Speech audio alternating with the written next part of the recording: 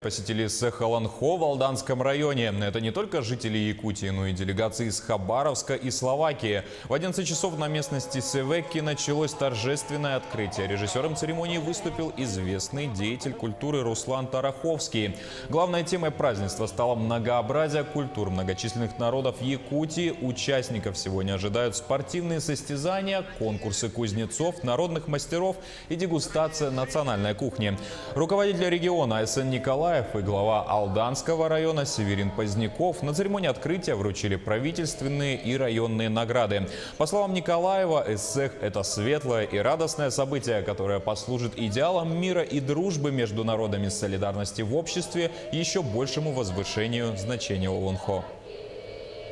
Алдан является ярким примером дружбы народов.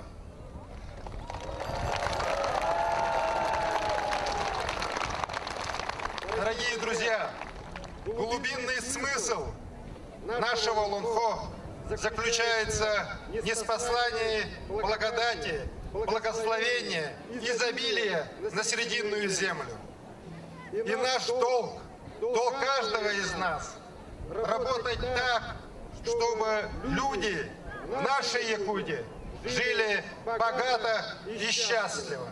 У нас есть все для этого. Природные ресурсы, огромная территория. И главное, есть люди.